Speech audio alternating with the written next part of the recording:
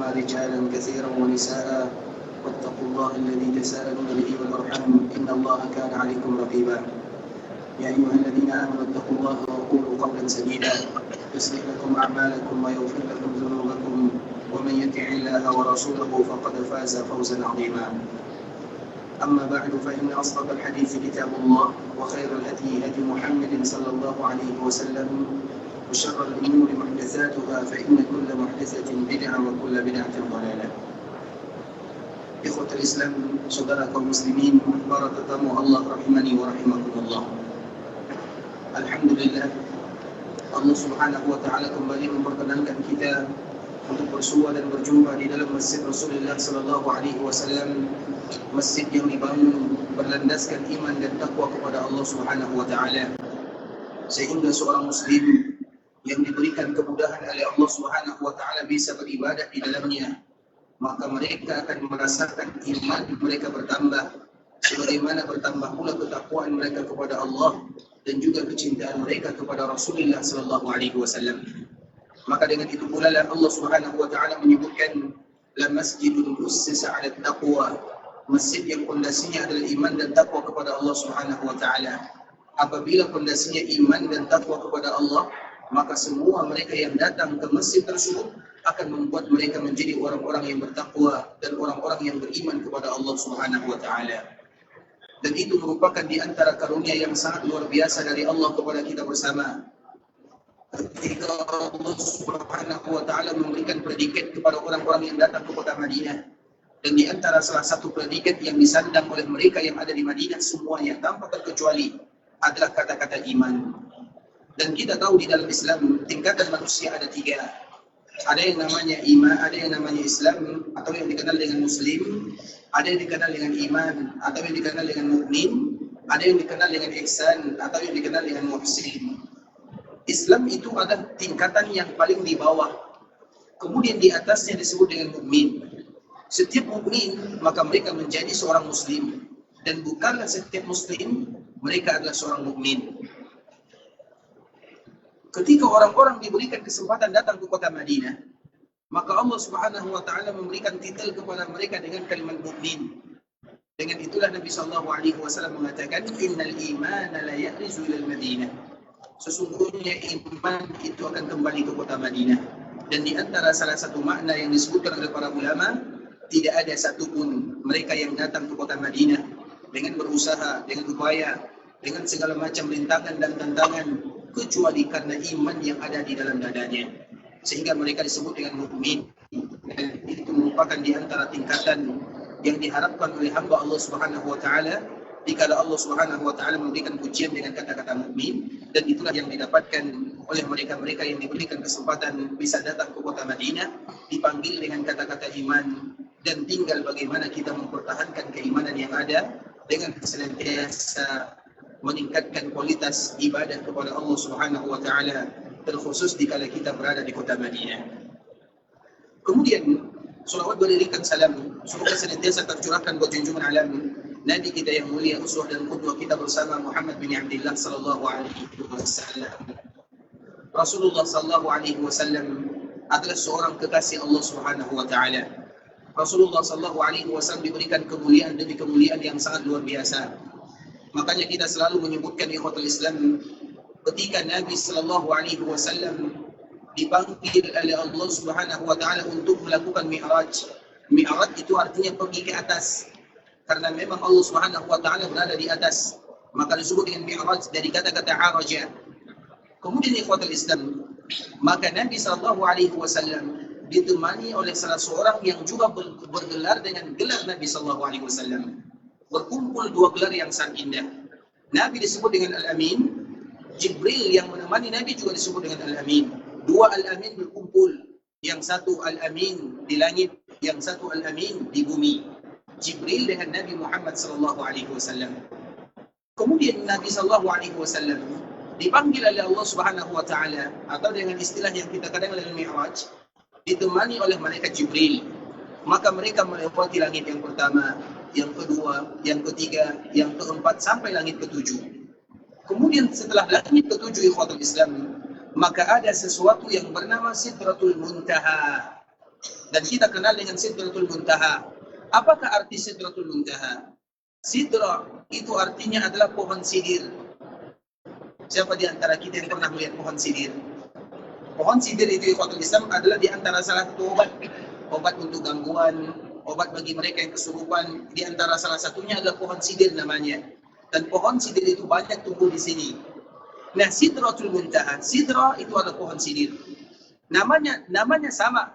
Namanya sama-sama disebut dengan sidir, tapi hakikatnya berbeda. Tidak mungkin sama pohon sidir yang ada di dunia dengan pohon sidir yang ada di sana.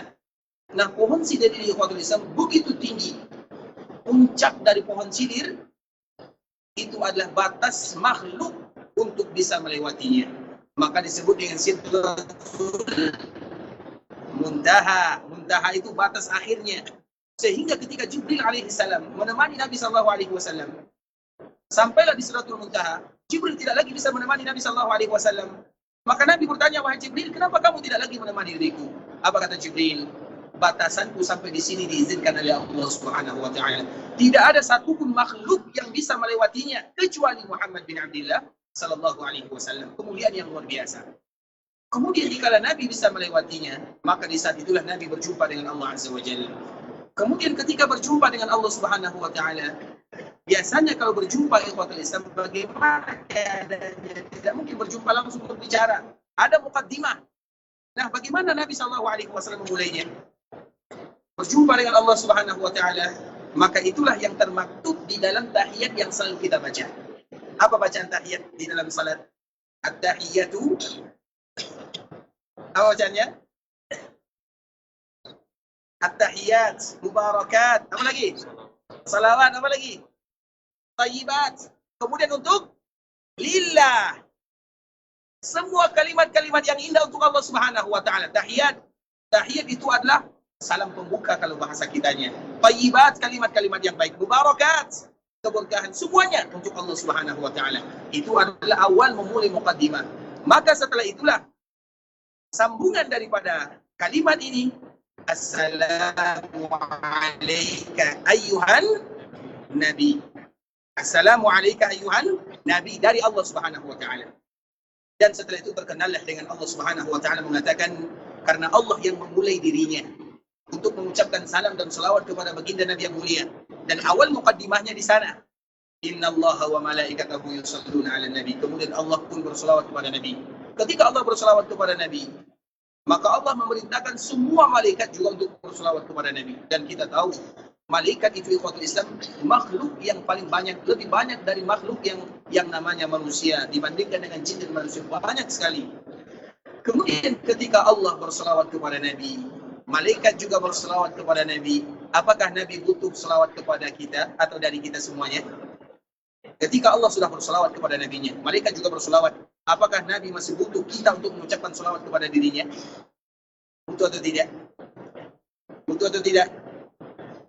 Allah sudah berselawat kepada Nabi-Nya. Malaikat juga sudah berselawat kepada Nabi. Apakah Nabi masih butuh selawat yang diucapkan oleh umatnya? Tidak butuh. Allah sudah berselawat kepada Nabi. Malaikat juga sudah berselawat kepada Nabi. Maka Nabi tidak butuh lagi kepada selawat kita. Tapi kita yang butuh untuk berselawat kepada Nabi SAW. Bisa dipahami? Jadi dikala kita berselawat kepada Nabi, itu yang butuh Nabi atau kita? Kita yang butuh berselawat kepada Nabi. Karena Allah sudah berselawat kepada Nabi. Malaikat sudah berselawat kepada Nabi. Kalau Allah sudah berselawat, maka Nabi tidak butuh lagi kepada selawat-selawat yang lainnya. Sudah cukup bagi Nabi SAW selawat dari Allah Azza wa Jalla.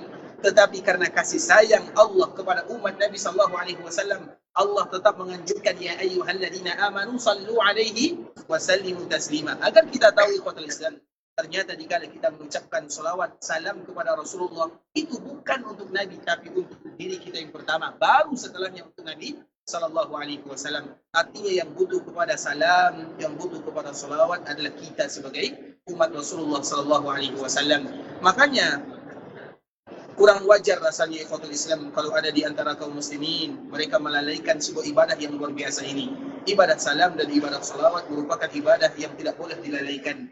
Karena apabila ada sebagian kaum muslimin yang lalai, itu memiliki dampak yang berbahaya. Sehingga dengannya Rasulullah SAW pernah menyebutkan di Ikhwatul Islam sebuah hadis yang harus selalu kita ingat. Rasulullah SAW mengatakan, "Man nasiya salati alaihi." Barang siapa yang lupa. Seseorang tidak akan mungkin lupa kecuali karena mereka lalai. Dan tidak mungkin kita lupa kepada orang yang paling kita cintai. Siapapun orang yang kita cintai, kita tidak akan pernah lupa.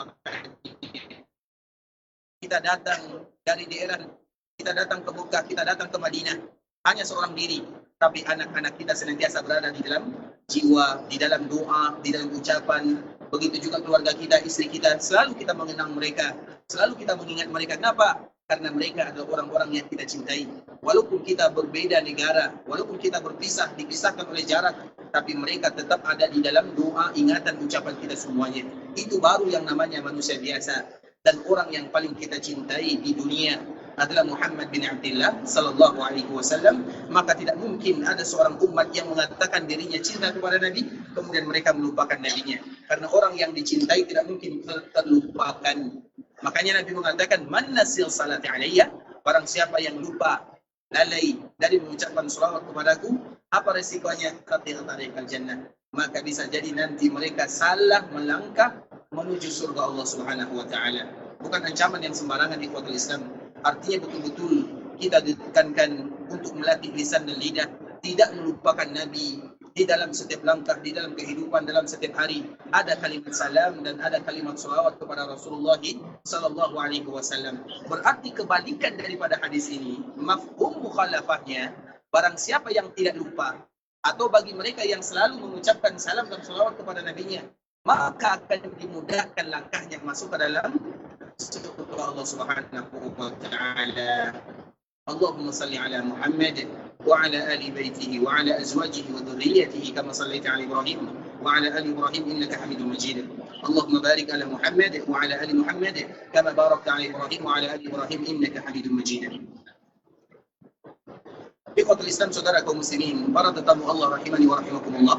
Kita akan kembali melanjutkan pembahasan yang telah kita jelaskan sebelumnya, masih berkaitan dengan kota Madinah, karena kita akan selalu membahas seputar tentang kota Madinah, kemudian bagaimana Nabi sallallahu alaihi wasallam dan juga bagaimana Nabi sallallahu alaihi wasallam dengan para sahabatnya, terkhusus mereka-mereka yang diabadikan sejarahnya oleh Allah Subhanahu wa taala, atau kita kenal dengan kalangan al-muhajirin wal ansar.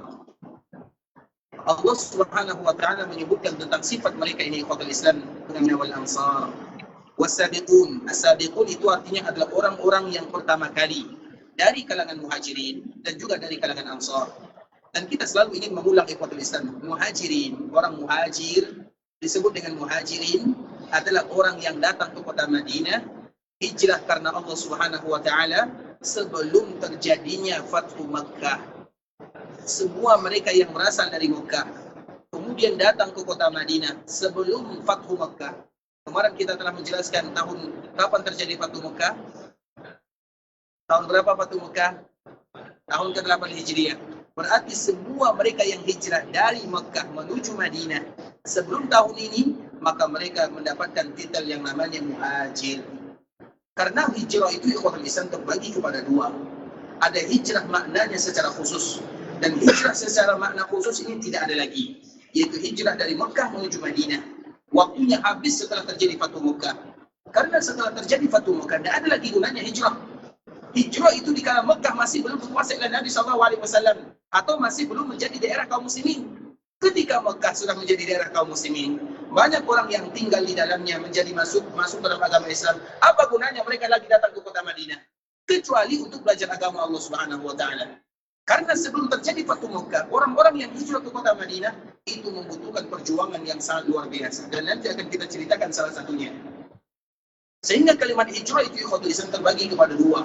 Yang pertama, hijrah secara makna khusus yang waktunya sudah habis, dan itu didapatkan oleh mereka-mereka yang titelnya adalah muhajirun. Kemudian yang kedua, hijrah secara makna umum. Hijrah secara makna umum ini akan selalu ada sampai hari kiamat terjadi. Apa hijrah secara umum? Hijrah dari perbuatan yang kurang baik kepada perbuatan yang baik. Dan semua kita harus hijrah ikhwatul Islam. Semua kita harus hijrah dan bertekad untuk hijrah karena Allah Azza wa Jalla.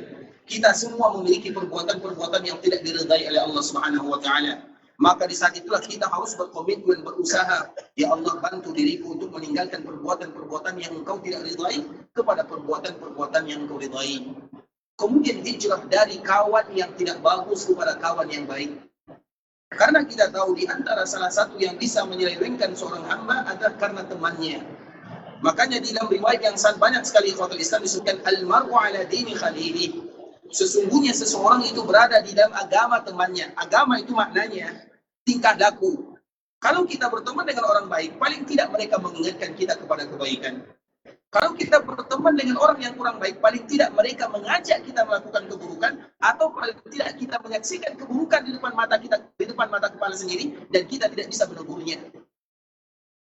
Makanya hijrah yang kedua secara umum, yang pertama hijrah dari perbuatan yang kurang baik kepada yang baik, kedua hijrah dari teman yang kurang baik kepada teman yang baik. Kita meninggalkan teman kita yang kurang baik, kemudian setelahnya kita ajak mereka untuk menjadi baik. Kemudian yang ketiga, ikhwatul Islam, hijrah dari tempat yang tidak bagus kepada tempat yang bagus. Artinya apa? Kita tahu lingkungan itu juga sangat menentukan.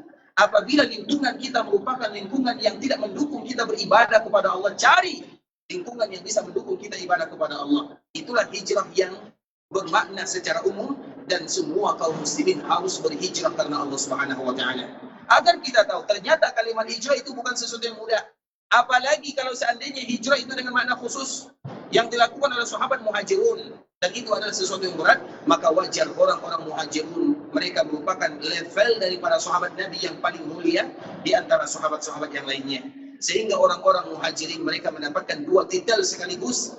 Yang pertama mereka disebut dengan muhajirun, dan yang kedua mereka disebut dengan kaum ansar. Mereka juga disebut dengan ansar. Jadi orang muhajirin, mereka disebut dengan muhajirin, sekaligus mereka juga disebut dengan al-ansar. Mengapa demikian? Karena Allah yang menyebutkan. Allah Subhanahu wa taala menyebutkan dalam surah Al-Hasyr, lil fuqara'il muhajirin alladziina ukhriju min diyarihim wa amwalihim yabtaguna fadlan min Allah wa ridwana wa yansuruna Allah wa rasulah. Ingatlah kalian orang-orang fakir. Kenapa orang-orang fakir? Karena rata-rata orang yang meninggalkan Mekah menuju Madinah, mereka langsung jatuh miskin dan fakir. Bukan miskin, tapi fakir. Kita tahu ikhwatul Islam, fakir itu orang yang derajatnya di bawah miskin. Kalau orang miskin, kalau kita analogikan, mungkin masih bisa makan satu hari, 2 kali atau 1 kali. Tapi kalau orang fakir, itu 1 kali ke bawah. Kadang makan, kadang tidak makan. Maka disebut dengan fakir. Dan begitulah keadaan orang-orang muhajirin. Mereka tinggalkan semuanya. Mereka tinggalkan dunianya, rumahnya, tanahnya, mereka tinggalkan semuanya. Bukan berarti mereka tidak mau membawanya, tapi mereka tidak bisa melakukan yang demikian. Sehingga Allah mengatakan, alladzina ukhriju, mereka dikeluarkan, dipisahkan, diusir, min diyarihim wa amwalihim, dari rumahnya dan dari hartanya. Artinya mereka tidak boleh membawa apapun. Sehingga rata-rata mereka menjadi fakir. Sampai di Madinah, apa yang mereka punya? Mereka hanya punya Allah dan Rasulnya, tidak ada yang lain. Kemudian, kenapa mereka melakukan yang demikian? Yabtaguna fadlan minallahi wa ridwana. Semata-mata mereka hijrah karena Allah Subhanahu wa taala, menginginkan karunia dan keridhaan Allah Subhanahu wa taala. Kemudian apa alasan mereka hijrah? Wa yansurunallaha wa rasulah. Dan mereka menolong Allah dan Rasulnya. Sehingga orang-orang muhajirin, mereka mendapatkan titel muhajir, dan mereka juga mendapatkan titel al-ansar. Sedangkan orang-orang yang kedua ikhwatul Islam adalah kaum ansar. Kaum ansar secara makna, tadi kita telah menyebutkan muhajirin juga disebut dengan ansar. Kemudian ansar yang kedua adalah orang-orang yang ada di Madinah, yang berasal dari suku Al-Aus dan suku Al-Khazraj.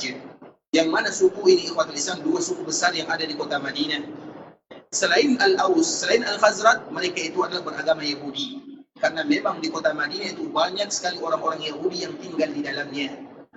Kenapa demikian? Karena mereka menunggu Nabi di Madinah. Karena mereka tahu kalau Nabi itu akan hijrah ke kota Madinah, sehingga mereka menunggu Nabi di Madinah. Tapi dikala Nabi sudah hijrah ke kota Madinah, merekalah yang pertama kali memusuhi Rasulullah sallallahu alaihi wasallam. Sedangkan Al-Aus dengan Al-Khazraj, mereka beriman kepada Nabi sallallahu alaihi wasallam, maka dengan keimanan mereka ini, mereka pun disebut dengan Al-Ansar. Mereka-mereka yang bersumpah setia untuk menolong Rasulullah sallallahu alaihi wasallam. Karena hijrah ini ikhwatul Islam, kita contohkan, karena ini ada pembahasannya dengan kota Madinah. Hijrah itu ikhwatul Islam adalah perkara yang sangat berat sekali. Kita akan contohkan salah satu istri Nabi SAW yang masyhur yang kita kenal dengan Ummu Salamah. Ummu Salamah merupakan salah seorang istri Nabi SAW, namanya Ummu Salamah. Namun Ummu Salamah ini bukan nama aslinya. Seperti Ummu Habibah, juga bukan nama aslinya. Ummu Habibah itu anaknya Abu Sufyan. Namanya adalah Ramlah. Tapi dia lebih terkenal dengan Ummu Habibah. Sedangkan Ummu Salamah, siapa yang tahu nama aslinya? Ummu Salamah siapa namanya? Ummu Salamah itu namanya adalah Hind. Hindun kalau bahasa kitanya. Bukan Hindi ya, Hindun. Karena Hindun itu nama yang populer, yang masyhur, terutama pada zamannya di kota Makkah Al-Mukarramah.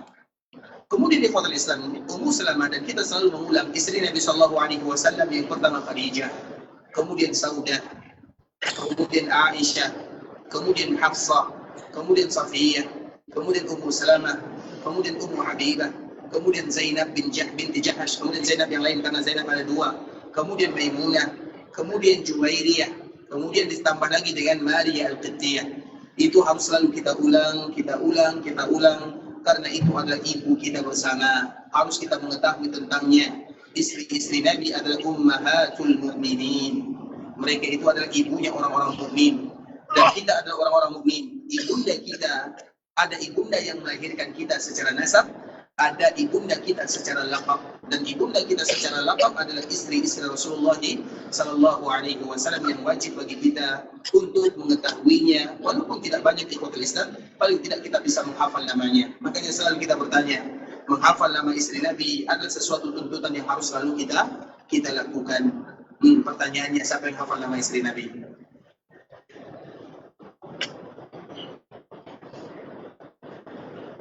Yang pertama Khadijah, yang kedua Zainab. Karena dua orang ini ikhwatul Islam sudah meninggal. Zainab, ada namanya Zainab, hanya menikah dengan Nabi 3 bulan, kemudian dia meninggal.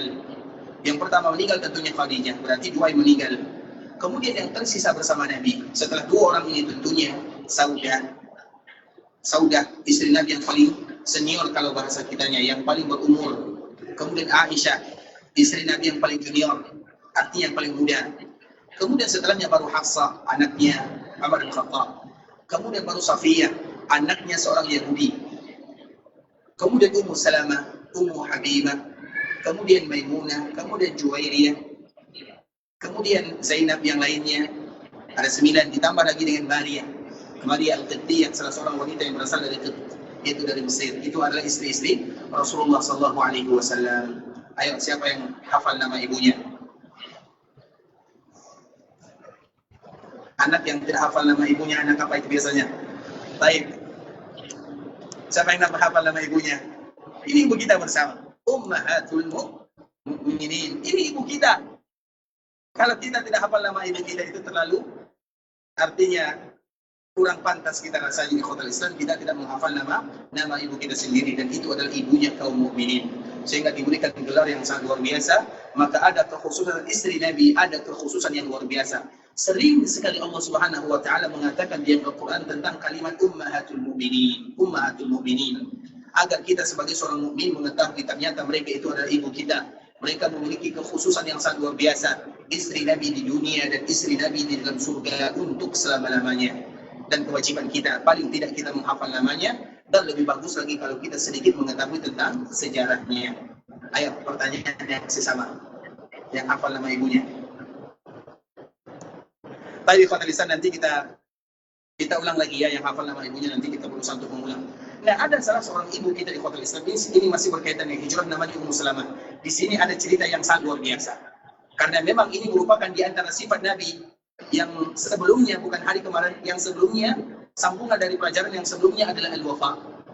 Kemudian di kota Islam, Ummu Salamah merupakan salah seorang yang pertama kali hijrah ke daerah Habasyah bersama suaminya Abu Salamah. Karena hijrah ke Habasyah itu ada 2 kali. Yang pertama, hijrah yang pertama itu kurang lebih 12 orang. Kemudian mereka pulang ke kota Makkah. Kemudian yang kedua dipimpin oleh Ja'far, sepupu Nabi SAW. Jadi hijrah ke Habasyah itu ada 2 kali. Yang pertama jumlahnya hanya 12 orang sahaja, sedangkan yang kedua lebih daripada 70 orang. Nah, Ummu Salamah Dan suaminya termasuk keluarga yang pertama kali hijrah karena Allah Subhanahu wa taala. Artinya mereka termasuk orang-orang yang pertama kali masuk ke dalam agama Islam. Kemudian di kota Islam, ketika mereka kembali ke kota Mekah dan Allah Subhanahu wa taala mengizinkan Nabi sallallahu alaihi wasallam hijrah ke kota Madinah, sehingga para sahabat dan mereka-mereka yang diberikan kekuatan oleh Allah Subhanahu wa taala bisa hijrah ke kota Madinah. Dan kita harus ingat, sahabat yang beriman kepada Nabi di kala mereka berada di Mekah itu banyak. Tapi yang hijrah itu hanya sedikit saja. Kenapa mereka tidak hijrah? Bisa jadi mereka mengundur hijrahnya. Bisa jadi mereka hijrahnya agak sedikit lama. Bisa jadi karena ada sesuatu yang lain. Nah, salah satu yang cepat hijrahnya ikhwatul Islam adalah Abu Salamah dan Ummu Salamah.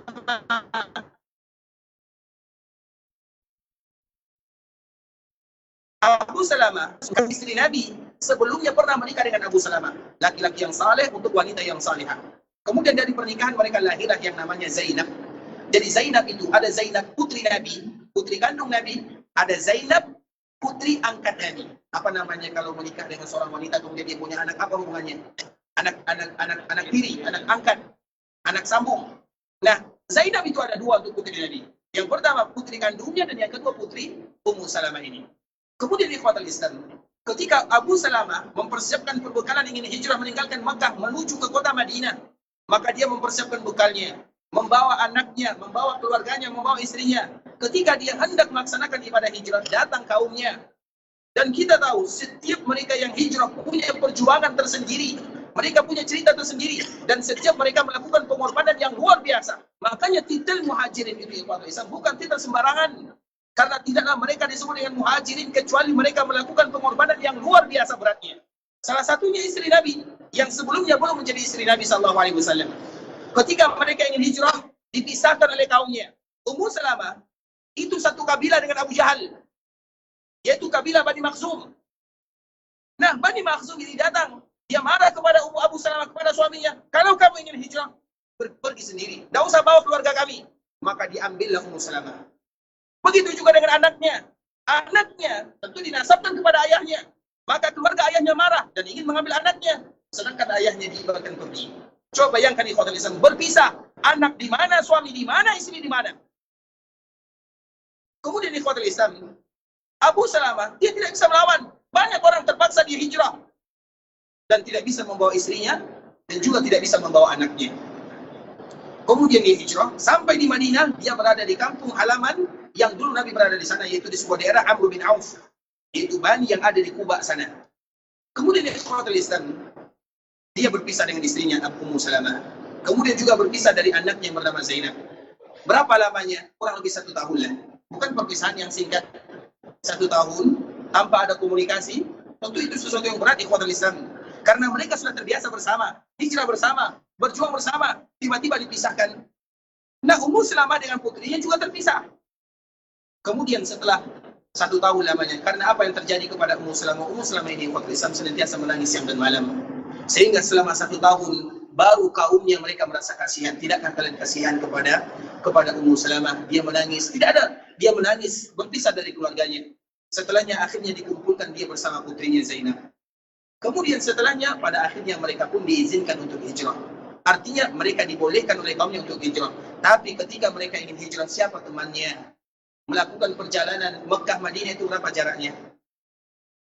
450, kurang lebih 450 kilo. Seorang wanita sendirian bersama putrinya, apakah mungkin sanggup untuk hijrah sendirian? Kaumnya mengizinkan dia hijrah, tapi tidak menemaninya. Kalau kamu ingin pergi bersama suamimu, ingin menemui suami, silakan. Akhirnya Ummu Salamah ikhwatul Islam, dia tetap bertekad untuk melakukan hijrah ke kota Madinah, ingin kembali berkumpul bersama suaminya dan anaknya. Maka dikala dia melakukan persiapan ikhwatul Islam dan dia ingin keluar dari kota Mekah, ada salah seorang ini memiliki sejarah sampai sekarang. Nanti akan kita sebutkan bagaimana sejarahnya. Namanya adalah Utsman bin Talha. Utsman bin Talha ini ikhwatul Islam, ketika dia melihat Ummu Salamah dan putrinya bernama Zainab ingin pergi ke Madinah tanpa ada yang mengawalinya, dia pun merasa kasihan. Padahal dia bukan muslim. Dia pada waktu itu masih berada di dalam agama kaumnya. Kemudian dia pun mengatakan, kalian mau ke mana? Maka Ummu Salamah mengatakan, kami ingin pergi ke Madinah, berkumpul bersama suamiku Abu Salamah. Kemudian di Ikhwatul Islam, Utsman mengatakan, tunggu dulu, aku akan mengantar kalian. Kemudian pada akhirnya Ikhwatul Islam diantar oleh Utsman bin Talha. Coba bayangkan, Utsman bin Talha yang memegang tali kekang ontanya, dia berjalan kaki, dan perjalanannya tidak singkat di Ikhwatul Islam. Pergi ke Madinah 6 hari 6 malam, pulangnya sendirian 6 hari 6 malam.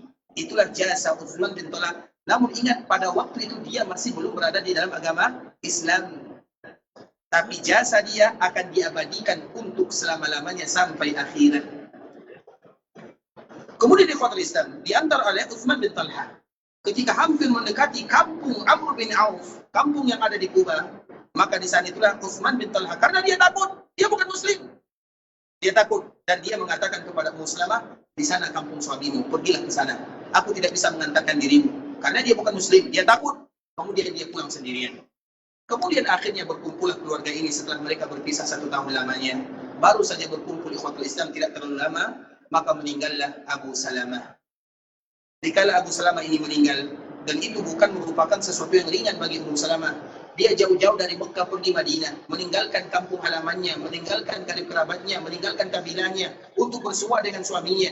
Kemudian tiba-tiba bersua dengan suaminya di kota Madinah. Dia tidak punya yang lain.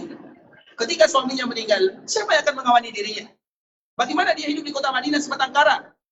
Sehingga dikala suaminya meninggal, dia betul-betul bersedih. Kemudian Nabi mengajarkan sebuah doa kepadanya. Dan ini adalah keberkahan Ummu Salamah. Apa kata Nabi kepada Ummu Salamah? Maukah aku ajarkan kepadamu sebuah kalimat yang sangat indah?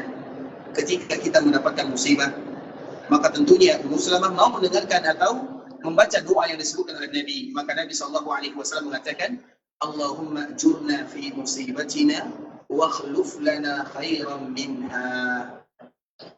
Apapun yang terjadi pada diri kaum muslimin, hilang hartanya, kena penyakit, ada musibah yang melanda, apapun yang terjadi dalam kehidupan dunia, maka jangan lupakan tentang sejarah Abu Salamah dan Ummu Salamah. Dan Nabi mengajarkan kepadanya sebuah doa yang wajib dihafal oleh kaum muslimin. Setiap kali ada masalah, walaupun masalah kecil, misalnya uang kita misalnya 10 real hilang misalnya, baca juga doa ini. Apalagi masalah-masalah yang lebih besar. Misalnya Allah uji kita dengan penyakit, baca doa ini. Misalnya Allah uji kita dengan kehilangan orang yang paling kita cintai, baca doa ini. Apa doanya? Allahumma jurna fi musibatina wa khluf lana khairan minha. Hafal? Kita ke Madinah ini pergi menghafal ya. Terutama menghafal doa. Allahumma jurna fi musibatina wa khluf lana khairan minha. Artinya, ya Allah, ujurna, berikan kepada kami pahala terhadap musibah kami ini. Jadi musibah membawa pahala atau mendatangkan pahala. Kemudian tidak sampai di situ saja. Wa khluf lana khairan minha. Ganti musibah ini dengan yang terbaik dan yang lebih baik. Karena biasanya seorang hamba akan diangkat posisinya oleh Allah setelah mereka mendapatkan musibah. Kita lihat Nabi Yusuf, kapan dia menjadi pemimpin yang ada di Mesir sana? Setelah dia menjadi budak, setelah dia dipenjara, setelah dia dihukum, setelah dia mendapatkan berbagai macam, baru setelahnya diangkat oleh Allah Subhanahu wa Ta'ala. Begitu juga dengan sejarah-sejarah yang lainnya. Allahumma ajurna fi musibatina wa akhluf lana khairan minha. Nah, Ummu Salamah, dia mengucapkan doa ini. Allahumma ajurna fi musibatina wa akhluf lana khairan minha. Tetapi di dalam hatinya berbicara, karena dia tahu maknanya. Ya Allah, berikan pahala terhadap musibah yang menimpa kami dan ganti dengan yang terbaik. Tidak ada orang yang terbaik dibandingkan dengan suaminya Abu Salamah. Abu Salamah itu seorang sahabat yang paling baik. Semuanya sempurna. Itulah kalau bahasa kitanya. Dari segi orangnya, muamalahnya, ketakwaannya, kesolahannya. Sehingga wajar Ummu Salamah mengatakan, siapa yang lebih baik daripada suamiku Abu Salamah? Karena memang sebagai seorang suami itu Ikhwatul Islam, tanda suami baik itu ada 2. Kalau kita ingin menjadi suami baik, dan rata-rata kita semuanya adalah suami kan? Tanda suami baik itu ada 2. Yang pertama, yang terbaik terhadap keluarganya, istrinya.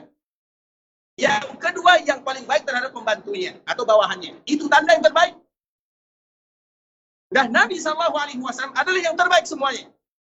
Nah, Abu Salamah dan Ummu Salamah, ketika ditinggalkan oleh Abu Salamah, maka dia mengucapkan doa ini. Tapi di dalam hatinya berkata, siapa kira-kira yang paling baik dan lebih baik daripada Abu Salamah? Kemudian Ikhwatul Islam, setelah Abu Salamah meninggal, kemudian dia membaca doa ini. Selang beberapa waktu, habis masa iddahnya, maka tiba-tiba datanglah manusia yang paling baik. Bukan yang terbaik, tapi yang paling baik. Karena kalau kita sebutkan dengan yang terbaik, berarti ada lagi yang terbaiknya. Tapi yang paling baik, dan tidak ada yang paling baik kecuali Rasulullah Sallallahu Alaihi Wasallam. Maka itulah sejarah pernikahan Nabi dengan Ummu Salamah. Karena siapa teman Ummu Salamah di sini? Di Madinah siapa kawannya? Makanya pernikahan Nabi itu ikhwatul Islam, salah satunya adalah untuk kemaslahatan kaum muslimin. Nabi Sallallahu Alaihi Wasallam sudah cukup baginya Aisyah radhiyallahu taala anha. Tapi kenapa Nabi Sallallahu Alaihi Wasallam menikah dengan fulana? Karena Nabi ingin menolong mereka semuanya. Ada masalah di sana. Nabi menikah dengan Safiyah agar orang-orang Yahudi mereka ingin masuk ke dalam agama Islam. Nabi Sallallahu Alaihi Wasallam menikah dengan yang lainnya agar kabilahnya mereka masuk ke dalam agama Islam. Banyak yang dilakukan oleh Nabi Sallallahu Alaihi Wasallam. Makanya jangan pernah kita mengatakan kenapa Nabi menikah lebih daripada satu. Itu Nabi Sallallahu Alaihi Wasallam. Dan pernikahan Nabi Sallallahu Alaihi Wasallam demi kemaslahatan, dan Allah yang memerintahkan Nabi untuk melakukan yang demikian. Kemudian ikhwatul Islam, kita kembalikan lagi ketika Nabi Sallallahu Alaihi Wasallam menikah dengan Ummu Salamah, maka mereka pun akhirnya bersama. Kemudian ada rumahnya. Kemudian setelah pernikahan ini lama terjadi ikhwatul Islam, maka terjadilah yang namanya Fathu Mekah. Kita masih berbicara sambungan Fathu Mekah yang sebelumnya, karena Fathu Mekah ini banyak kisahnya. Dan salah satunya ikhwatul Islam, ketika sampai di Mekah, pertama kali tempat yang dituju oleh Rasulullah Sallallahu Alaihi Wasallam adalah, kalau kita ke Mekah apa yang pertama kali kita tuju?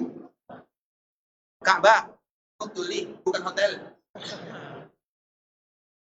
Tempat yang pertama kali dituju adalah Ka'bah al-Musharrafah, sehingga itu adalah ibadah yang pertama kali. Begitu juga dengan Nabi Sallallahu Alaihi Wasallam.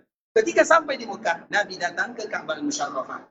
Kaum muslimin, karena di Ka'bah itu masih banyak patung-patungnya dihancurkan semuanya. Di dalam Ka'bah juga banyak patungnya. Bahkan di dalam Ka'bah itu ada patung Ibrahim. Dan bukan patung Ibrahim, tapi orang mengatakan itu adalah patung Ibrahim. Bagaimana mereka menyebutkan patung Ibrahim? Apakah pernah mereka melihat Nabi Ibrahim? Sama dengan lukisan-lukisan sekarang ikhwatul Islam. Kita lihat banyak lukisan Abu Bakar, Umar, Utsman, Ali bin Abi Thalib. Siapa di antara kita yang pernah melihat Abu Bakar, Umar, Utsman, dan Ali? Sehingga kita buat patungnya, gambarnya. Bagaimana kita bisa menentukan itu Abu Bakar Siddiq? Bisa jadi itu adalah Abu Bakar akhir zaman. Kita tidak tahu.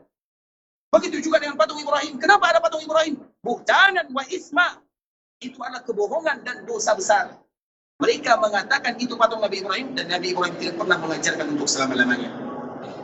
Kemudian di ikhwatul Islam juga di sana ada undi-undian. Apa namanya undi-undian? Biasanya kalau ada acara mereka mengundi. Kalau nasib baik maka mereka ada ketentuannya. Al-alzam namanya. Apa bahasa kitanya? Pokoknya undi-undian lah. Apa? Cari nasib. Cari nasib. Apapun namanya, tapi itulah intinya. Maka sungguh kedustaan yang sangat luar biasa. Nabi Ibrahim tidak mengajarkan yang seperti ini. Maka Ibrahim Yahudiyan wala Nasraniyan walakin kana hanifan muslima wa ma kana minal musyrikin. Nabi Ibrahim itu bukanlah seorang Yahudi. Nabi Ibrahim itu bukanlah seorang Nasara. Karena semua agama mengatakan agama kami adalah agama Nabi Ibrahim. Semuanya, semua tanpa terkecuali. Dan satu-satunya Nabi di dunia yang tidak dicela adalah Nabi Ibrahim. Agama siapa yang mencela Nabi Ibrahim? Tidak ada. Tapi kalau Nabi Muhammad, semua agama mencela Nabi Muhammad Sallallahu Alaihi Wasallam. Tapi Nabi Ibrahim tidak ada yang mencelanya. Karena Nabi Ibrahim sudah puas dicela dikala dia hidup. Sehingga Allah Subhanahu Wa Taala mengabadikan dirinya. Maka Nabi Ibrahim bukanlah seorang Yahudi, bukan seorang Nasara. Walakin kana hanifa. Tetapi Nabi Ibrahim itu adalah agama yang hanif. Hanif itu artinya berbelok. Berbelok artinya menyimpang. Menyimpang dari Yahudi, menyimpang dari Nasara. Hanifah berbelok kepada mana? Kepada arah mana? Hanifat muslimah, kepada Islam. Artinya Hanif itu dia berbelok kepada agama Islam. Wa ma kana minal musyrikin. Dan Nabi Ibrahim bukan pula adalah orang-orang yang termasuk orang-orang yang mensyirikkan Allah Subhanahu Wa Taala. Kemudian di ikhwatul Islam, Nabi masuk ke dalam Ka'bah. Kemudian dikala Nabi masuk ke Ka'bah, tidak ada satupun yang masuk ke Ka'bah kecuali orang yang diizinkan oleh Allah dan orang yang diizinkan oleh Rasulullah SAW. Kira-kira menurut kita siapa yang masuk ke dalam Ka'bah bersama Nabi di Fathu Mekah? Siapa yang tahu? Karena ada beberapa orang, 2 orang sahabat yang diizinkan masuk. Selainnya tidak diizinkan masuk oleh Nabi SAW. Siapa yang tahu? Kita sebutkan sifatnya dan semua pasti tahu. Dia ciri-cirinya, dia bukan berasal dari Arab asli. Kulitnya berwarna hitam. Siapa? Sahabat Nabi. Bilal bin Rabah. Semua kita tahu Bilal. Tapi siapa yang kedua? Sama sifatnya, agar kita tahu bagaimana agama Islam mengajarkan kita semuanya. Siapa yang masuk Ka'bah bersama Rasulullah SAW? Satu Bilal. Oke, yang kedua. Yang kedua cari sendiri ya. Sifatnya sama. Warna kulitnya sama. Dia juga bukan berasal dari Mekah. Siapa? Kira-kira siapa nama sahabat Nabi yang lain? Yang sama sifatnya. Sulit ya? Yang satu Bilal.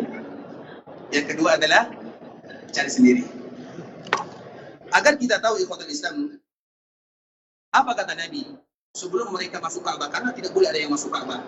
Nabi mengatakan tidak ada yang masuk Ka'bah kecuali orang yang diizinkan oleh Allah dan orang yang diizinkan oleh Nabi. Artinya betul-betul Allah yang memilihnya. Coba lihat siapa pilihan Allah. Kedua-duanya berwarna hitam kulitnya. Agar kita tahu warna kulit tidak pernah membedakan kita. Kekayaan, harta, pangkat, jabatan, yang membedakan kita adalah iman dan takwa kepada Allah Subhanahu wa taala. Ketika Nabi berada di Ka'bah, Nabi SAW memanggil Bilal, "Wahai Bilal, di mana dulu orang-orang musyrikun menzalimi dirimu?" Karena orang-orang musyrikun mereka mempermalukan Bilal di Ka'bah Musyarrafah. Sehingga Nabi mengatakan, "Di mana mereka dulu mempermalukan dirimu?" Kemudian Bilal mengatakan, "Di sini ya Rasulullah." Kemudian setelahnya Nabi SAW mengajak dia masuk. Dan yang kedua, supaya tidak penasaran ya, tanggung. Yang kedua adalah anaknya daripada anak angkat Nabi. Siapa namanya? Usamah bin Zaid. Karena Zaid itu dulu namanya adalah Zaid bin Muhammad. Zaid itu ikhwatul Islam satu-satunya sahabat yang apabila kita baca namanya kita dapat 30 pahala. Zaid itu adalah satu-satunya sahabat apabila kita baca namanya kita dapat 30 pahala. Kenapa? Kenapa? Karena kata-kata Zaid ini ada di dalam Al-Quran. Berarti kalau kita baca satu huruf dalam Al-Quran berarti kita dapat 10 pahala. Zaid itu berapa hurufnya? 3. Berarti kita dapat 30 pahala. Falamma qadha Zaidun minha watara. Di dalam surah Al-Ahzab. Artinya sahabat Zaid ini adalah sahabat yang apabila kita menyebut namanya maka kita mendapatkan 30 pahala. Anaknya bernama Usamah. Zaid ini dia dulu dinamakan dengan Zaid bin Muhammad. Kemudian Allah melarangnya. Tidak boleh menasabkan seorang anak kecuali kepada ayahnya. Kalau ada di antara kita yang mengambil anak orang lain menjadi anak angkat kita yang menjaganya, boleh, tidak menjadi masalah. Tapi jangan sesekali namanya dinasabkan kepada nama kita. Dosa besar namanya. Disebutkan oleh Imam Az-Zahabi dalam kitabnya Al-Kabair, di antara salah satu dosa besar, orang yang menasabkan dirinya bukan kepada ayah kandungnya. Kemudian ikhwatul Islam, anaknya bernama Usamah. Ayahnya putih, anaknya tidak. Usamah itu orangnya biasa. Dia sama bentuknya dengan Bilal. Nah, kedua orang inilah yang dimasukkan bersama Nabi di dalam Ka'bah Al-Musyarrafah. Agar kita tahu, ternyata bisa jadi mereka yang hitam kulitnya, mereka lebih bertakwa. Mereka yang lebih fakir, mereka lebih beriman kepada Allah Subhanahu wa Ta'ala. Karena iman dan takwa itu ukurannya bukan dunia, tapi hati yang ada di dalam dada kita bersama. Dan semoga kita semuanya menjadi hamba-hamba yang bertakwa. Kemudian ikhwatul Islam, baik. Ketika Nabi SAW sampai di Ka'bah Al-Musyarrafah, Ka'bah itu terkunci. Mana kuncinya? Kunci Ka'bah itu ikhwatul Islam. Yang memegang kunci Ka'bah itu adalah orang yang tadi mengantarkan Ummu Salamah. Siapa namanya? Jangan lupa. Siapa namanya? Tadi yang mengantarkan Ummu Salamah, Utsman bin Talha. Bukan Utsman bin Safwan, Utsman bin Talha. Baik. Utsman bin Talha ini ikhwatul Islam. Dia punya sejarah yang buruk dengan Nabi SAW. Dia pernah mengatakan kepada Nabi SAW dengan mengatakan sebuah kalimat penghinaan. Kalaupun, kata Utsman bin Talha dulu, kalaupun Ka'bah ini pada akhirnya engkau dapatkan, aku tidak akan pernah memberikan kuncinya kepadamu. Dulu, kata Utsman bin Talha kepada Rasulullah SAW. Karena memang pemegang kunci Ka'bah itu adalah Utsman bin Talha.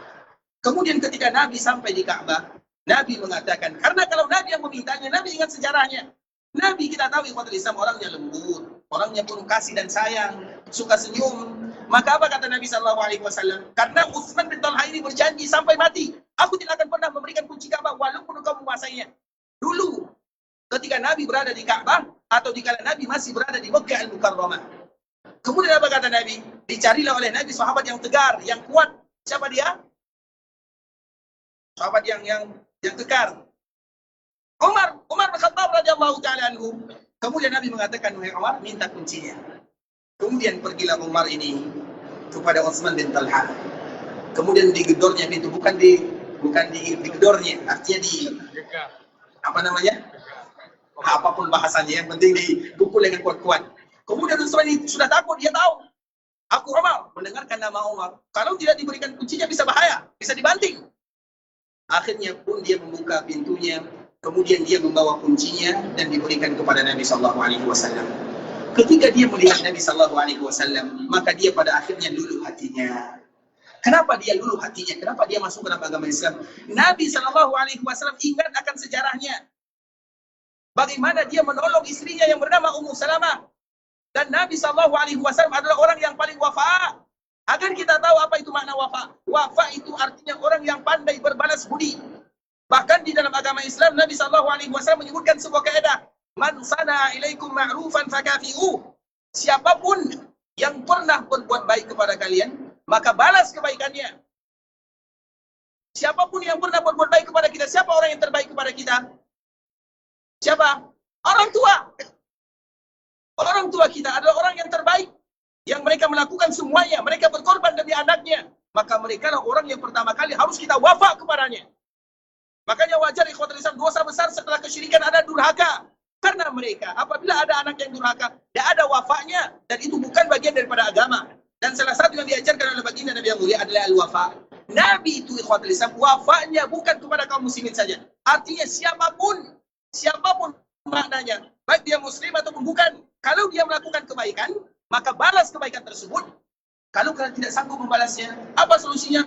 Doakan mereka sampai kalian menganggap dengan doa kalian tersebut, kalian sudah membalas kebaikannya. Misalnya ada orang dulu pernah menolong kita, memberikan uang jajan kepada kita, mensekolahkan kita, artinya membantu kita. Dan kita tidak tahu di mana dia sekarang. Bagaimana cara membantunya? Doakan dia siang dan malam. Di dalam sujud kita, di dalam doa kita. Doakan dia, ya Allah, dia dulu adalah seperti ini, seperti itu. Doakan. Sampai kapan kita mendoakannya? Sampai kita mengira dengan doa kita tersebut, kita sudah membalas jasanya. Itulah disebut dengan wafa. Wafa itu ikhwatul Islam adalah sebuah adab dan akhlak yang sangat luar biasa indahnya. Dan yang pertama kali wafa adalah Nabi Sallallahu Alaihi Wasallam.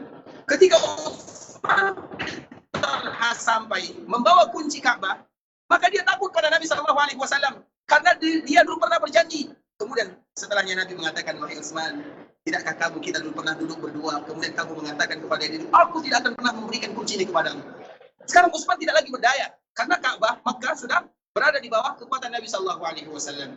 Pada akhirnya diambil oleh Nabi kunci tersebut. Kemudian dibuka pintu Ka'bah. Kemudian setelah dibuka, apa kata Nabi? Nabi ingin wafa. Nabi mengatakan, kunci ini tidak akan pernah kecuali kepada dirimu, wahai Utsman. Kamu yang akan memegang kunci Ka'bah untuk selama-lamanya. Karena Nabi ingin berbalas jasa terhadap apa yang pernah dilakukan terhadap Ummu Salamah. Kamu dan anak cucumu sampai hari kiamat. Siapapun yang mengambil kunci ini darimu dan dari anak cucu, maka dia adalah orang-orang yang zalim. Makanya sampai sekarang ikhwatul Islam, kunci Ka'bah itu dipegang oleh keturunannya adalah Utsman bin Talha dari Bani Syaibah. Maka mereka Bani Syaibah yang ada di sana, mereka lah yang memegang kunci Ka'bah. Siapapun yang ingin masuk harus minta izin dulu kepada mereka. Siapapun. Sampai kapan? Sampai hari kiamat. Memegang kunci Ka'bah, mulia atau tidak? Jangankan memegang kunci Ka'bah, melihat Ka'bah saja kita bisa menangis. Bagaimana dengan memegang kuncinya? Artinya tidak ada yang masuk kecuali dia. Dan itu adalah bentuk Nabi ingin membalas jasa Utsman bin Talha karena dia pernah berbuat baik kepada Ummu Salamah, dibalas sampai hari kiamat kepada dirinya dan kepada anak cucunya sampai hari kiamat. Makanya tidak akan pernah ada yang berani mengambil kunci Ka'bah dari keturunan Syaibah kecuali orang-orang yang zalim. Dan alhamdulillah sampai sekarang ikhwatul Islam, setiap ada yang ingin masuk ke dalam Ka'bah Musyarrafah, maka mereka akan dipanggil untuk membuka kuncinya. Dan boleh yang lain membukanya, harus mereka. Makanya nanti kita bisa cari dari Bani Syaibah siapa namanya. Yang penting semua mereka itu berasal dari keturunan Utsman bin Talha radhiyallahu ta'ala anhu, yang pada akhirnya dia masuk ke dalam agama Islam dan dia pun menjadi sahabat yang terbaiknya Rasulullah sallallahu alaihi wasallam. Kemudian di ikhwatul Islam, kita kembalikan lagi kepada wafa. Wafa itu merupakan di antara salah satu sifat Rasulullah sallallahu alaihi wasallam. Dan wafa itu Nabi sallallahu alaihi wasallam mencontohkan. Dan di antara salah satu wafatnya Rasulullah SAW adalah kepada penduduk Madinah, terkhusus kepada orang-orang Ansar. Kita selalu mengatakan, dan sebelumnya telah pernah kita ceritakan sedikit di ikhwatul Islam, orang-orang Ansar, orang-orang Madinah dulunya, orang-orang Ansar, mereka adalah orang yang menaungi Nabi SAW, yang membantu Nabi. Bahkan mereka mengorbankan semuanya demi Nabi SAW. Tamna'uni wa tu'uni, sebagaimana dinukilkan oleh Imam Ibn Hajar dan juga oleh imam-imam yang lainnya. Ketika mereka berbaiat, apa isi baiatnya? Mereka berjanji untuk melindungi Nabi dan membantu Nabi SAW. Nah, jasa orang Ansor itu terlalu banyak untuk disebutkan. Sehingga apa yang terjadi ikhwatul Islam? Nabi SAW tidak mungkin membiarkan orang Ansor begitu saja. Dan orang Ansor itu ikhwatul Islam semakin sedikit, karena banyak di antara mereka yang ikut berjihad, kemudian mereka wafat.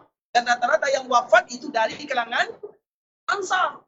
Misalnya kita contohkan dikala terjadi perang Badar, dikala terjadi perang Uhud, dikala terjadi perang yang lainnya, yang banyak wafat itu berasal dari kalangan Ansar. Misalnya perang Uhud, yang wafat dari Muhajirin. Yang wafat dari Muhajirin hanya 4 orang saja. Sisanya siapa? Orang Ansar. Kenapa mereka wafat? Mereka mengorbankan jiwa dan raganya demi Nabi dan demi membela agama yang dibawa oleh Nabi SAW. Jasanya terlalu banyak. Kemudian di ikhwatul Islam, ketika orang-orang Ansar di kala akhir kehidupan Nabi SAW, ini sambungan cerita yang sebelumnya ya. Nabi SAW sakit, Nabi berbaring di rumah Aisyah. Kemudian 2 hari atau 3 hari sebelum Nabi wafat, maka Abu Bakar dan Al-Abbas dia menengok Nabi SAW, membesuk Nabi SAW. Kemudian ketika ingin melihat Nabi, maka mereka melewati masjid. Ketika mereka melewati masjid, maka lihatlah orang-orang Ansar. Kemudian mereka sedang menangis, mengenang sejarah lama, nostalgia dan indah bersama baginda Muhammad bin Abdullah sallallahu alaihi wasallam. Nabi sudah terbaring. Nabi tidak lagi bisa keluar dari rumahnya. Nabi terbaring, kepalanya diikat dengan kain. Nabi sallallahu alaihi wasallam sering pingsan, tidak lagi bisa duduk, apalagi berdiri. Keadaan Nabi yang betul-betul parah dan sakit. Nabi betul-betul sakit, kepala Nabi sakit, kerongkongan Nabi sakit, demam yang panas, semuanya ada pada Nabi sallallahu alaihi wasallam. Kemudian Nabi SAW dalam keadaan demikian terbaring 5 hari 5 malam lamanya, terbaring di rumah Aisyah radhiyallahu taala anha. Kemudian datanglah Al-Abbas dan Abu Bakar As-Siddiq masuk ke dalam Masjid Nabawi, karena dikala ingin pergi ke rumah Nabi, rumah Aisyah harus melewati Masjid Nabawi. Kemudian mereka melihat ada orang Ansar yang sedang berkumpul, mereka menangis. Abu Bakar bertanya, apa yang membuat kalian menangis? Maka orang Ansar mengatakan, kami masih ingat mengenang majlis kami dengan Rasulullah sallallahu alaihi wasallam. Orang-orang Ansar adalah orang yang sangat cinta kepada Rasulullah sallallahu alaihi wasallam. Cinta mereka sulit untuk disifatkan di ikhwatul Islam. Kecintaan yang sangat luar biasa. Jangankan harta, jangankan apapun, jiwa raga mereka berikan kepada Nabi sallallahu alaihi wasallam. Kemudian di ikhwatul Islam, maka Abu Bakar setelah melaksanakan salat, kemudian masuk ke rumah Nabi dan menceritakan kepada Nabi, ya Rasulullah, tadi kami melewati masjid, kami melihat orang Ansar, mereka sedang menangis, dan penyebab mereka menangis adalah karena rindu kepada dirimu. Maka Nabi dalam keadaan yang betul-betul sakit, Nabi langsung terbuka matanya, kemudian mengatakan kepada orang-orang yang ada di sekitarnya, karena biasanya yang menjaga Nabi, yang pertama istrinya, yang tadi jumlahnya telah kita sebutkan. Ada yang sudah hafal namanya? Masih dituntut ya, pertanyaannya masih sama. Kemudian yang kedua, yang selalu bersama Nabi, terutama di kala Nabi sakit, adalah Al-Abbas, Ali bin Abi Thalib, Usama, Huzam, Fadl. Itu merupakan orang-orang yang selalu berada di sisi Rasulullah SAW, artinya dari kalangan keluarganya. Kemudian di kota Islam, ketika Nabi mendengarkan kalimat dari Abu Bakar As-Siddiq, Nabi langsung minta tolong kepada orang-orang yang terdekatnya, Al-Abbas dengan Ali bin Abi Thalib. Berdirikan diri, artinya buat aku berdiri, aku ingin berdiri. Maka Nabi pun berdiri, yang kanannya Ali bin Abi Thalib, yang kirinya adalah Al-Abbas radhiyallahu ta'ala anhuma. Kemudian apa kata Nabi? Masukkan aku ke dalam masjid. Dan itu adalah kali terakhir Nabi masuk ke dalam Masjid Nabawi. Setelahnya Nabi tidak pernah lagi masuk untuk selama-lamanya. Kemudian setelah masuk, maka tentunya para sahabat yang ada di sana, mereka kaget, apa gerangan Nabi sakit kemudian tiba-tiba masuk ke dalam Masjid Nabawi. Maka datanglah orang-orang ingin mendengarkan apa yang kira-kira disampaikan oleh Rasulullah sallallahu alaihi wasallam. Maka Nabi pun berdiri di atas mimbarnya, dibantu oleh Ali dan Al-Abbas radhiyallahu ta'ala anhuma. Dan itu adalah kali terakhir Nabi berkhutbah. Setelahnya Nabi tidak pernah lagi berkhutbah untuk selama-lamanya. Kemudian ikhwatul Islam, Nabi menyampaikan pesan tentunya, pesan-pesan yang sangat indah kepada para sahabatnya. Dan di antara pesannya bahwa Nabi akan dipanggil oleh Allah Subhanahu wa taala. Tentu Nabi memberikan pesan-pesan wasiat-wasiat kepada umatnya agar mereka selalu istiqamah dalam agama, agar mereka senantiasa taat kepada Allah dan Rasul-Nya.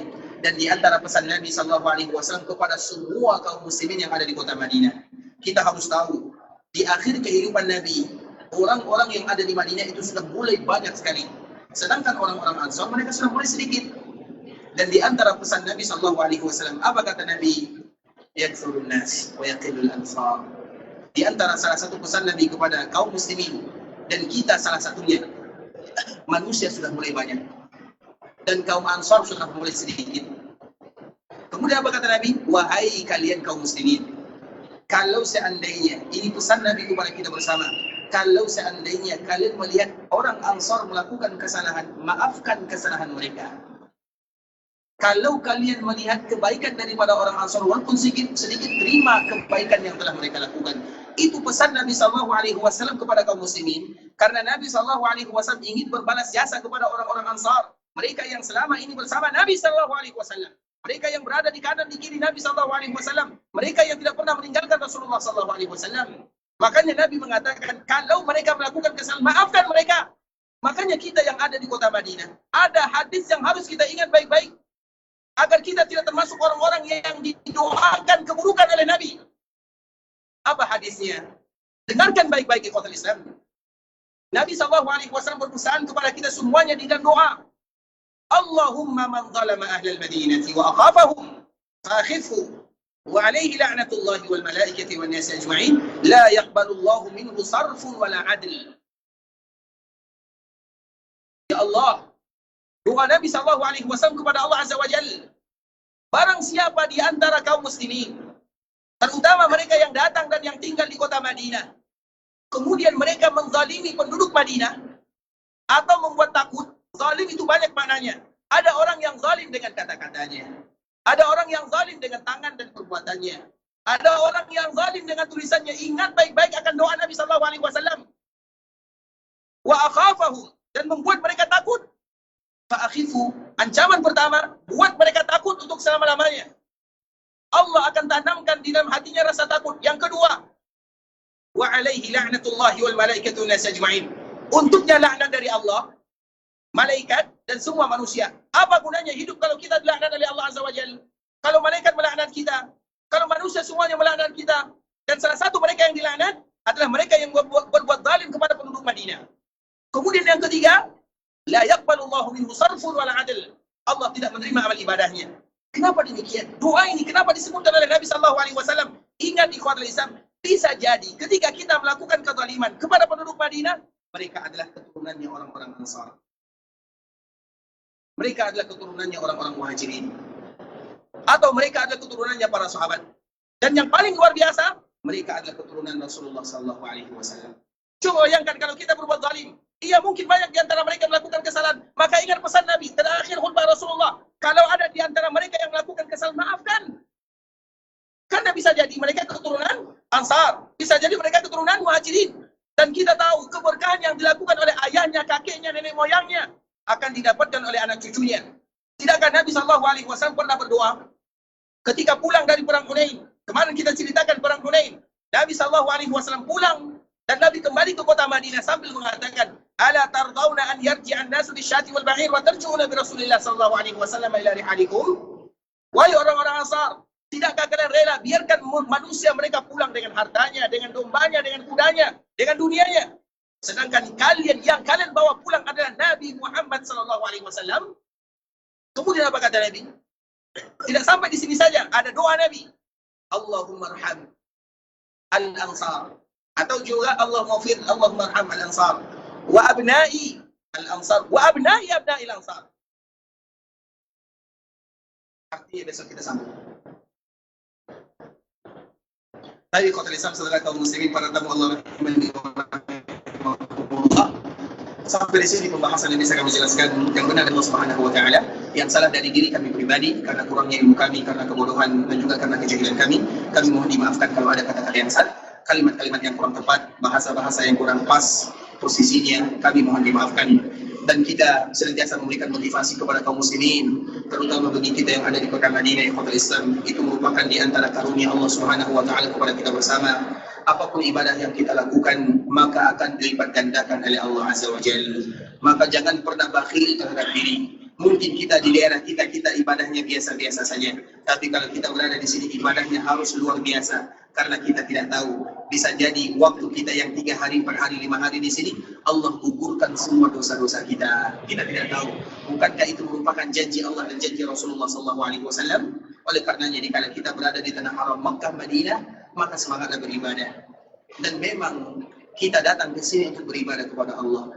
Kami pernah bertemu dengan seorang nenek, umurnya 75. Kalau kita 75 masih bisa jalan atau tidak? 75 tahun. Dia semangat sekali pergi ke masjid. Apalagi perempuan, tempatnya sempit, dia ingin sholat di dalam. Berarti kalau kita datangnya mungkin setengah jam, dia datangnya 2 jam sebelum sholat atau sebelum masuk. Kemudian kami tengok dia, nih nggak usah terlalu semangat, kita nanti akan pergi ke Makkah untuk beribadah. Apa katanya? Wahai anakku, ketahuilah, kita ke sini lelah, penat, capek, sengaja kita beli, bukan gratis. Kita yang ingin membeli lelah tersebut untuk beribadah kepada Allah Subhanahu wa taala. Artinya kita di sini bukan untuk main-main. Kita di sini bukan hanya untuk tidur-tiduran. Kita di sini bukan untuk hanya sekedar melakukan hal-hal yang tidak ada manfaatnya. Kita di sini untuk mencari keridhaan Allah, karena tujuan kita dan cita-cita kita bersama agar Allah berikan kepada kita pahala, agar Allah gugurkan dosa kita, dan agar Allah angkat derajat kita, dan tujuan kita yang paling tinggi agar Allah masukkan kita semuanya ke dalam surga. Ikhwatul Islam, saudara kaum muslimin, para tamu Allah rahimani wa rahimakumullah. Insyaallah besok kita akan kembali menyambung pembahasan kita. Kalau ada di antara kita yang ingin pergi ke Makkah Al-Mukarramah, semoga Allah Subhanahu wa taala menerima amal ibadahnya. Allah kabulkan doa dan permintaannya, dijadikan umrahnya adalah umratan mabrurah wa umratan maqbulah wa sa'yan mashkura wa dhanban maghfura. Kalau ada di antara kita yang ingin pulang ke kampung halamannya, semoga dimudahkan perjalanannya, dilancarkan urusannya, diberikan keberkahan kepada kehidupannya, diberikan perubahan untuk selalu dia beribadah kepada Allah Subhanahu wa taala, kembali berjumpa dengan keluarganya dalam keadaan sehat walafiat, dan agar kita selalu istiqamah di dalam agama Allah Subhanahu wa taala, dan agar kita diberikan hadiah oleh Allah dengan yang namanya husnul khatimah. Kita tutup dengan doa kafaratul majlis. Subhanakallahumma wa bihamdika asyhadu an la ilaha illa anta astaghfiruka wa atubu ilaik. Wa sallallahu wa sallim ala nabiyyina wa habibina wa khalilina wa sayyidina Muhammadin wa ala alihi wa sahbihi wa sallam tasliman katsira. Assalamualaikum warahmatullahi wabarakatuh.